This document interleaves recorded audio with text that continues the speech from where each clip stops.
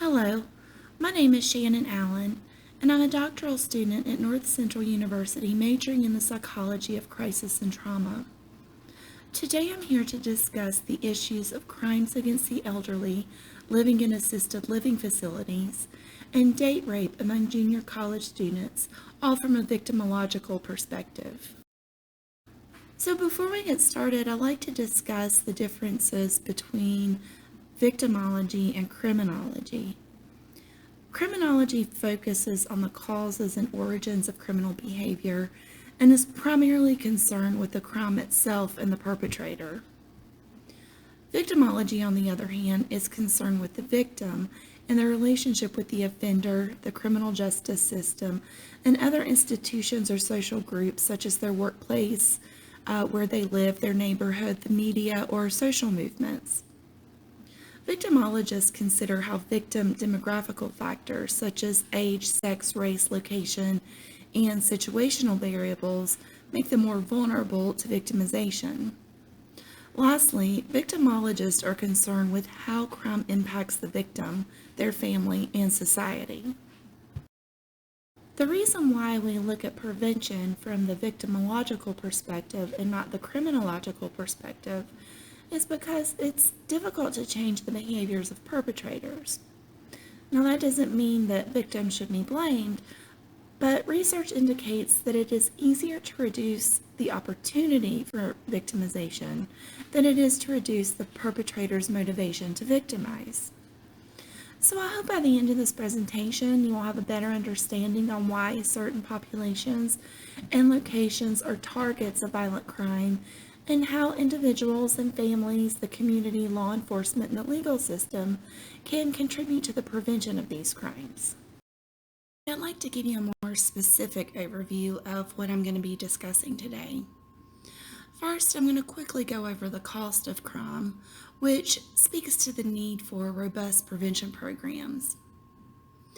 Then, by examining the theories of victimology like Hentig's victim classification, victim precipitation theory, and spatial relations theory, themes regarding vulnerable individual situations and locations will begin to emerge. And lastly, we'll look at some potential crime prevention strategies pertaining to the elderly living in assisted living facilities and junior college date rape. So, what are the individual, familial, and societal and community impacts of crime? For victims, the intangible cost of crime can be long-term emotional, psychological, and physical pain that can negatively impact their quality of life. Tangible costs involve time off from work, medical treatment, therapy, and property loss. For example, the financial loss to a rape victim can exceed $50,000. Related to the family, disruption through the emotional and financial impacts can endure for years. Lastly, some of the ways the community and society can be impacted by crime include loss of tourism and loss of productivity when victims need time from work. For example, intimate partner violence accounts for nearly 8 million paid days off and nearly $1 billion per year in lost productivity, which is equivalent to 32,000 full-time jobs. Costs related to the criminal justice system, such as judicial services, legal services, police protection, and corrections, are around $167 billion each year. Cost involved with victim compensation is nearly $500 million each year. And the overall cost of crime is approximately $1.7 trillion each year. So, crime prevention is not just beneficial to the well-being of would-be victims. It can also generate significant economic gains by reducing crime-related costs incurred by victims, their families, the community, and society. Understanding how and why certain individuals are more likely to be victims of crime is an essential step in developing a comprehensive prevention program. While the following theories provide important insights into victimology, they're not intended to describe all types of victimization because there's an infinite number of individual and situational factors in play. However, these theories do present a general but thorough set of personal, behavioral, and lifestyle characteristics common among victims of crime. Hans von Hentig was one of the first victimologists to develop a victim classification system that focused on personal factors such as biological, psychological, and social characteristics that predispose an individual to victimization. He believed that some victims contributed to their victimization through an intersection of factors, many of which were not in their control. His victim typology includes 13 classifications. The first 7 categories are considered vulnerable populations because of biological, demographical, or social characteristics, and the remaining categories are considered vulnerable populations because of their mental states.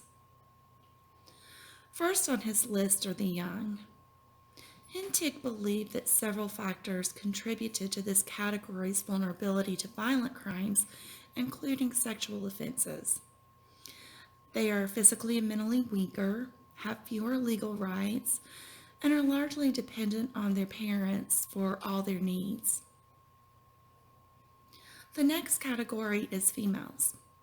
Like young people, Hentig hypothesized that females were more vulnerable to sexual assault and murder because they were physically weaker than males, who are the most probable perpetrators of these types of crimes. Also, they tend to be normatively conditioned to accept men's authority and socially conditioned to believe that their worth is associated with their appearance and sexuality. Third are the elderly, who are more likely to be victims of property crimes because of reduced physical strength and cognitive alertness. Hentig designated the next category to the mentally defective. This is probably the most vulnerable group of crime victims because it includes individuals who have an altered state of reality that comes from incapacitation by alcohol, drugs, or feeble-mindedness. The fifth category includes immigrants. Characteristics that make immigrants more vulnerable to crime victimization include acculturation issues, especially related to gaps in comprehension and communication. Also, their inability to access community assistance, poverty, rejection by the minority population, exploitation, and the process of illegal immigration, for example, the use of smugglers. The sixth category includes the racially disadvantaged. Victimization is common among this group because they're often forced to live in high crime areas due to a lack of economic opportunities. The next category includes what Hentig calls dual normals. Dual normals are individuals with inborn intellectual disabilities. Next are the depressed. Hentig theorized that the characteristics that make the depressed vulnerable to crime were submissiveness, gullibility, apathy, and physical and mental weakness. Category 9 are the acquisitive. Hentig proposed that the acquisitive were vulnerable to crime because their overwhelming need for quick gains, they tend to put themselves in dangerous situations to achieve a goal. Next are the wanton or the promiscuous, who engage in risky sexual behaviors that can lead to victimization. Category 11 are the lonely and heartbroken, such as widows and widowers, and those in mourning, who may put themselves in dangerous situations because of their mental state or because of the need for companionship. Next are the tormentors, who provoke their own victimization in the process of victimizing others. And lastly are the blocked, exempt, and the fighting victims. And these are generally those who suffer physical harm or financial losses related to blackmail, extortion, and confidence scams. This group tend to avoid the attention of law enforcement because it was their own poor decisions that contributed to their victimization. Victim precipitation theory holds that victims contribute to their own victimization through lifestyle and behavioral choices. Precipitating factors include victim provocation and incitation, or creating and fostering an environment that is likely to lead to victimization. There are two types of precipitative factors, active and passive. In active precipitation, the victim plays a functional role by provoking the perpetrator or inciting and facilitating the confrontation. Some examples of active precipitation include gang violence and domestic abuse victim retaliation. In passive precipitation, the victim plays a motivational role where they unknowingly provoke the perpetrator via inducing attractive or arousing behaviors. Some examples of passive precipitation include violence against individuals because of their race, sexual orientation, or religion, the homeless, individuals that socialize in high crime or high poverty areas where competition for resources are an issue, those who socialize with deviant or unstable peers, especially when alcohol is involved. And one of the more controversial scenarios where passive precipitation is involved are incidents of date rape. Spatial relations theory holds that perpetrators and their victims live near each other in areas where crime is geographically concentrated. Characteristics of high crime areas include neighborhoods with a lot of abandoned buildings and vehicles, graffiti, prostitution, drug activity, and so on. For example, research on broken windows theory found that as communities deteriorate, crime increases. Another theory that's part of spatial relations theory is defensible space theory.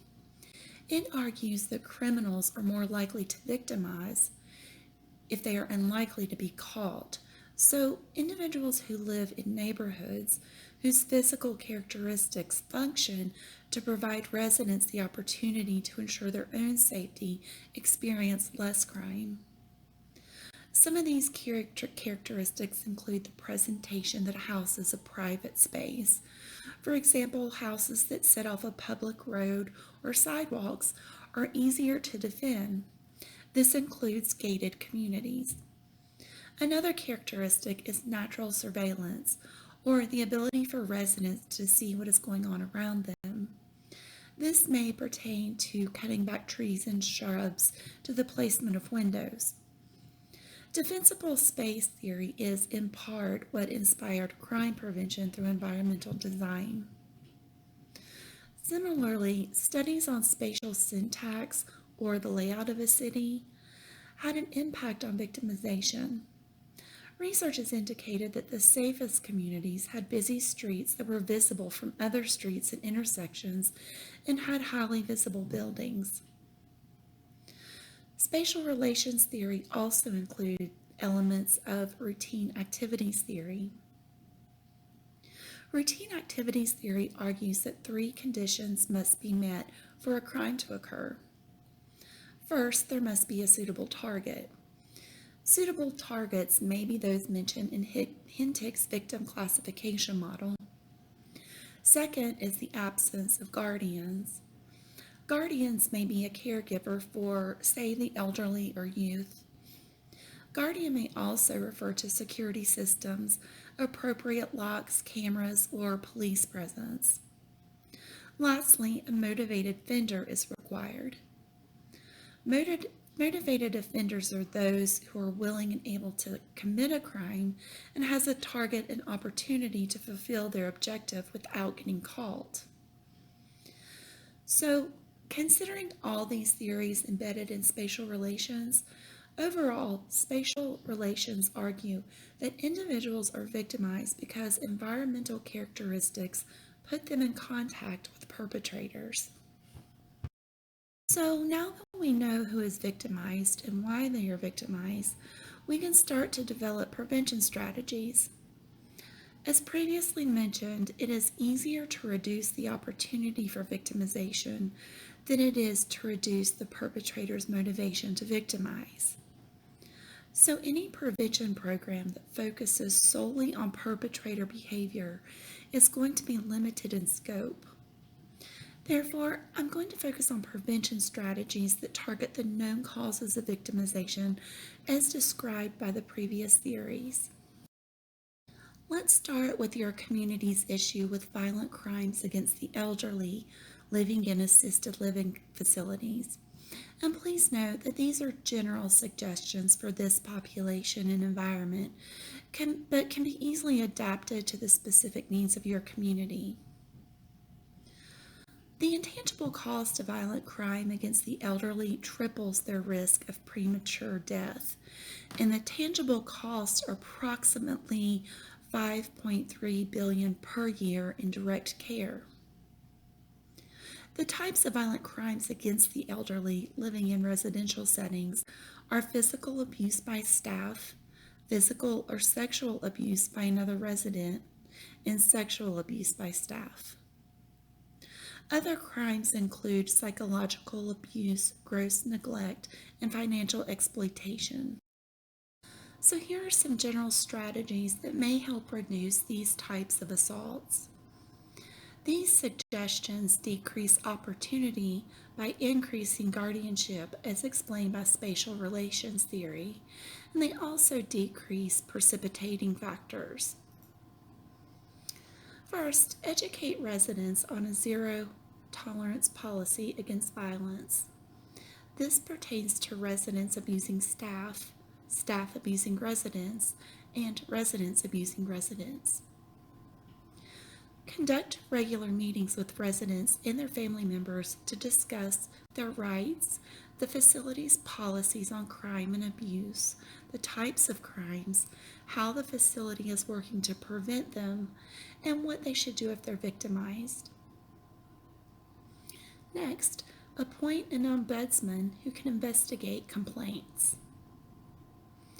Make residents and their families aware of other resources available to them to report abuse, such as licensing, certification, and regulation agencies, adult protective services, law enforcement, and the National Center on Elder Abuse.